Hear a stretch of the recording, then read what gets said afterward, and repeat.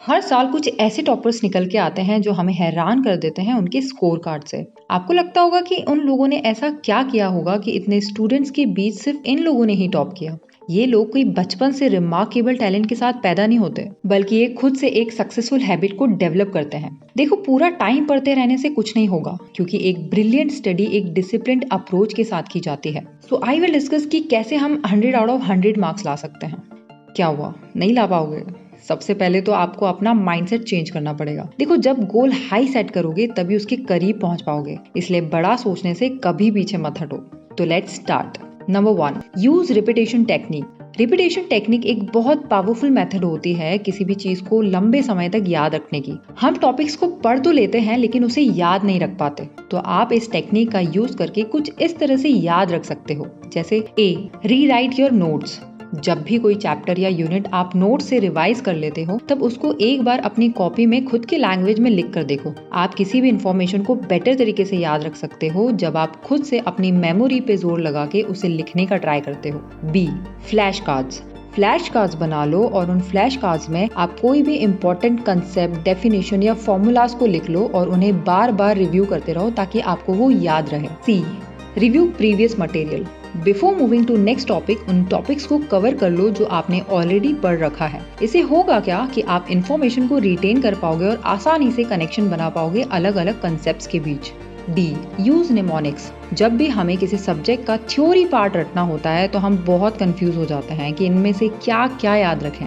तो इसका best solution ये है कि आप किसी भी इंफॉर्मेशन को याद रखने के लिए फैमिलियर वर्ड्स या फ्रेज को लिंक कर सकते हो। फॉर एग्जाम्पल, लेट्स से आपको हमारे सोलर सिस्टम में प्लैनेट्स के ऑर्डर को याद करना है, तो आप कुछ इस तरह से कर सकते हो। My very eager mother just serve us 9 pizzas.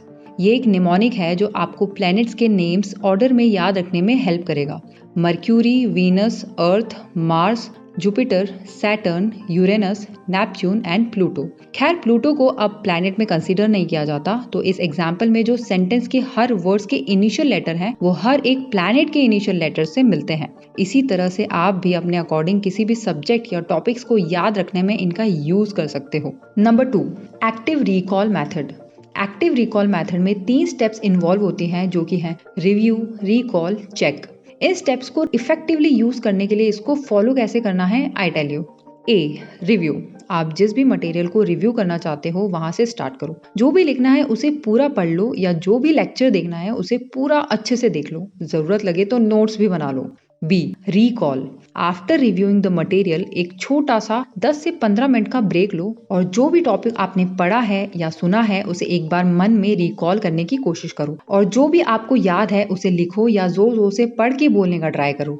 C, check. अब आप अपने नोट्स में से या जहां से भी आपने पढ़ा हो उस इन्फॉर्मेशन को वहां से एक बार चेक करके देख लो कि आपने सही बोला है या नहीं। जो भी आपको याद है वो कितना एक्यूरेट है, और जहां भी जरूरत लगे उसे सुधारो और उस इन्फॉर्मेशन को वापस रिव्यू कर लो जो आपसे रिकॉल करने में छूट गया हो। और इस प्रोसेस को रिपीट करो उन हर मटेरियल के सेक्शंस को याद रखने के लिए जो आप लर्न करना चाहते हो। इसको फॉलो करने से आप एक्टिवली इंगेज रह पाते हो टॉपिक्स के साथ, और उसे याद रखना बहुत ईजी हो जाता है।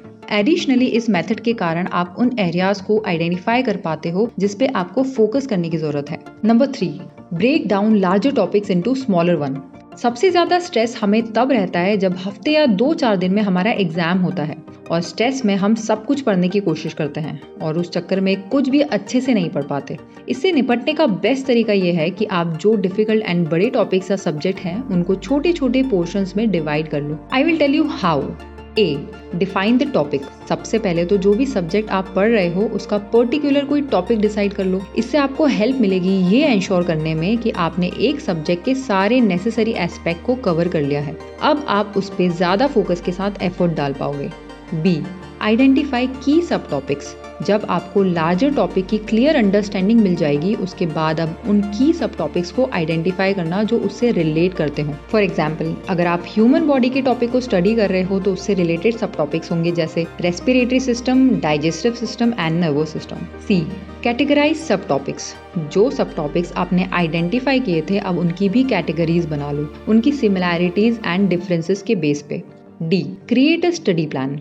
जब आप सारे सब टॉपिक्स को कैटेगराइज कर लेते हो, उसके बाद एक स्टडी प्लान क्रिएट करो जिसमें सारे सब टॉपिक्स कवर हो जाएं। इससे आपको ऑर्गेनाइज मैनर में काम करने में हेल्प मिलती है और सारे इंपॉर्टेंट टॉपिक्स भी कवर हो जाते हैं। लास्ट में आपने जो भी पढ़ा है इसको रिव्यू एंड रिवाइज करना मत भूलना। इससे आपको टॉपिक एकदम क्लियर हो जाएगा। Number 4, study at the same time. दोस्तों, जब भी आप सेम टाइम पे पढ़ाई करते हो, इससे कंसिस्टेंसी बनी रहती है और वो आपकी हैबिट में आ जाता है। इससे आपका ब्रेन ट्रेन हो जाता है उस टाइम पे एफिशिएंटली काम करने के लिए। इससे आप अपना ट्रैक लूज नहीं करते और अपने गोल की ओर प्रोग्रेस करते रहते हो। अगर एक ही स्टडी शेड्यूल में पढ़ाई करते हो तो प्रोक्रेस्टिनेट करने के चांसेस एकदम निल हो जाते हैं। एक ही टाइम पढ़ने से आप ज्यादा इफेक्टिवली टाइम को मैनेज कर पाते हो और दूसरी एक्टिविटीज में टाइम वेस्ट नहीं करते। आप एक बार में एक काम पर पूरा फोकस रह पाते हो और आपका कंसंट्रेशन भी इम्प्रूव हो जाता है। हर रोज एक ही टाइम पर पढ़ने से हमारी प्रोडक्टिविटी बहुत बढ़ जाती है और एक फ्लो के साथ पढ़ाई कर पाते हो, जिससे कम टाइम में आप लोग ज्यादा से ज्यादा सिलेबस कवर कर सकते हो। Number 5, stay calm. एग्जाम्स के लिए प्रिपेयर करना स्ट्रेसफुल हो जाता है क्योंकि पूरा सिलेबस एक बार में कवर करना होता है। पढ़ाई चालू करने से पहले एक बार खुद को मोटिवेट जरूर किया करो, जैसे I can do it, I can learn everything easily.